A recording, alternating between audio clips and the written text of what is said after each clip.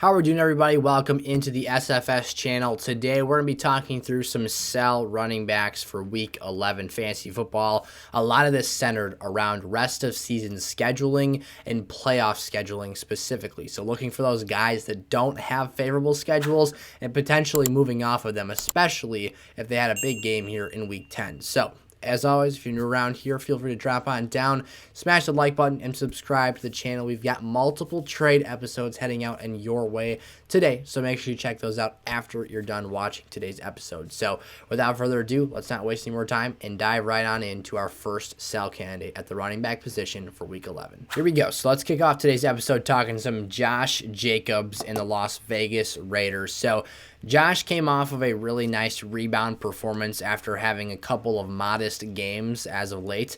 And he had an 18-point game in half PPR on 21 rushing attempts for 78 yards and a touchdown, additionally catching 6 passes on 8 targets for 28 more yards. So over 100 yards from scrimmage, tacking a touchdown on to his total as well.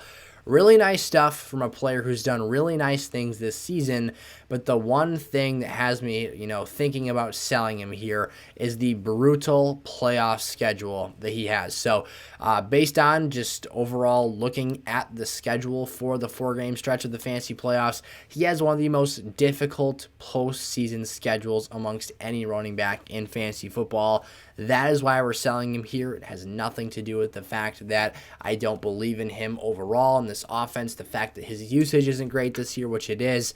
I just expect that the chances of Josh Jacobs hitting his ceiling in this game when you need them the most to be a bit lower than we've seen at other points in this season. So for Josh, love what he's done so far this year. He's been a big part of a lot of fantasy teams to this point in the season, but that rest of season playoff schedule is brutal and something that if you can avoid, I would do so. We've got plenty of names in the buy low running back segment to take a look at to potentially make an offer for him because you can definitely get something worthwhile out of Josh Jacobs. Leonard Fournette here, another player who does not have a spectacular postseason schedule. We'll talk about where that kind of falls in line with Josh Jacobs in just a second here. But for Leonard Fournette, a guy who suffered a hip pointer injury in Germany, is going into a bye week right now, and there was a report that actually came out, so slightly positive news here for Leonard Fournette owners. It doesn't sound like he's expected to miss time, but we all know how these reports go very early off an injury. You never know if that's going to be accurate when you look at when the game is actually about to be played next. So I'm excited to hear good things about Leonard Fournette and his health, but at the end of the day, again, it is somewhat of a mystery and somewhat of a question mark in terms of what that's going to turn into in week 12, because he has that week 11 bye here. So for Fournette, though, the one thing that has me wanting to move off of him, or the two things in addition to that injury, are A, Rachaad White's role continues to grow in this offense. He had 22 rushes for 105 yards with Fournette on the field for most of that game, and additionally, that playoff schedule is also very difficult. So it is not nearly the same caliber of difficulty as a Josh Jacobs is.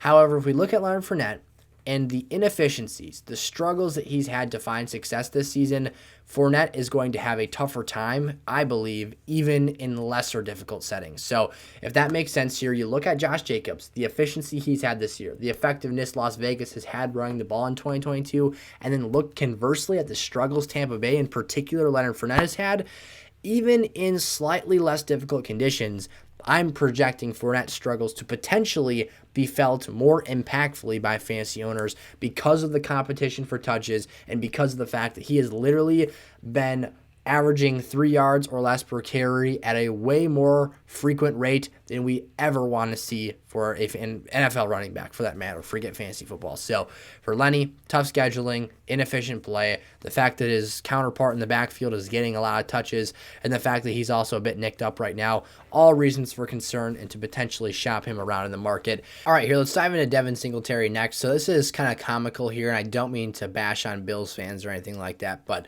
this was the most Buffalo Bills thing I've ever seen on Sunday afternoon against the new nightmare Kirk Cousins. So of course, I'm a Packer fan, so I was actually rooting for Buffalo in that contest. But the Bills cannot, for the life of them, seem to establish a strong and consistent run game through their running backs, not Josh Allen, for 4 quarters. Like, it is the most baffling thing to me ever that Sean McDermott just cannot get this part of his offense right. He is, yes, a defensive-minded coach, but you'd think that someone would kind of say, hey, maybe we should turn around and hand the ball off a little bit more here because Devin Singletary in the first quarter had 2 touchdowns. He was cooking, putting up his points, and basically was not heard from again in this contest. So he had 14 total touches in the game, in a game that went to overtime. Now, of course, he didn't end up getting to see the field in that contest, but still extending the game through a true full 4-quarter game of football.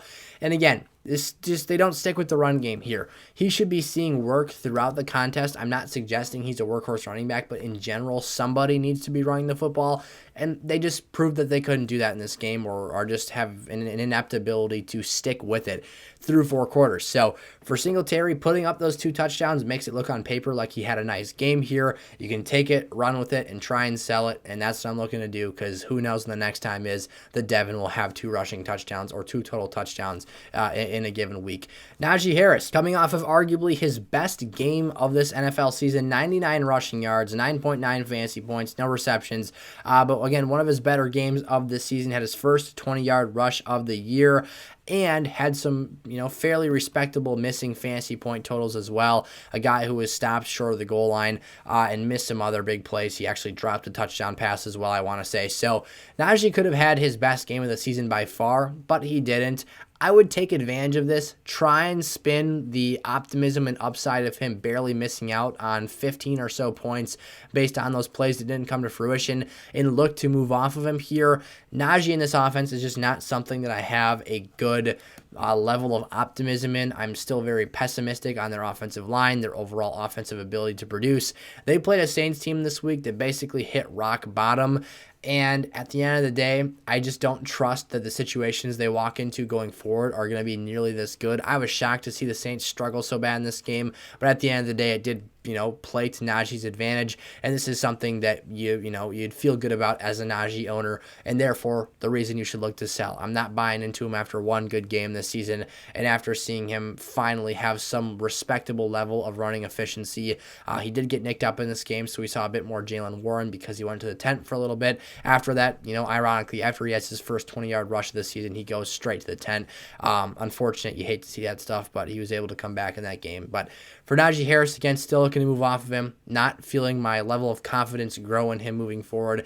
I'm taking it and I'm running with it just like I am with Devin Singletary here, and looking to move off here in week 11. And then finally, Raheem Mostert of the Miami Dolphins. So I am definitely of the camp that's leaning towards Jeff Wilson being the more valuable player in this backfield. At surface level, you really wouldn't know because of the fact that Jeff has gotten touchdowns in both games here. But if you dig into the numbers, and Raheem put up good numbers this week, so that's why I say at surface level you couldn't really tell.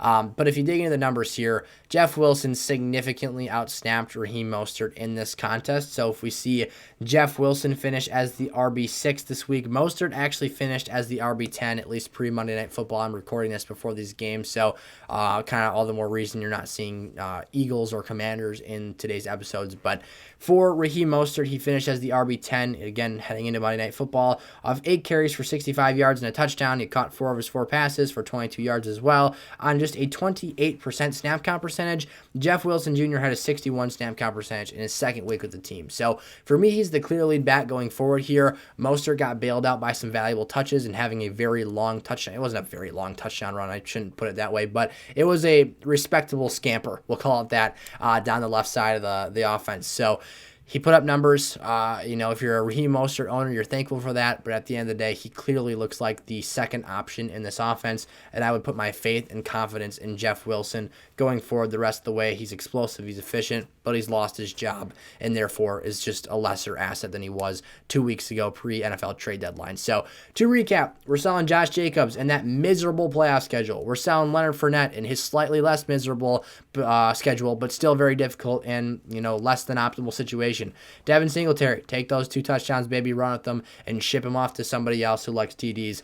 That sounded kind of funny. You could take that a different way. Najee Harris here, we're selling him as well, coming off of one of his more efficient rushing games of the season. Nearly cracked the 100-yard marker. It's like the story of Najee Harris this year. He's just like so close, but he just never quite gets there.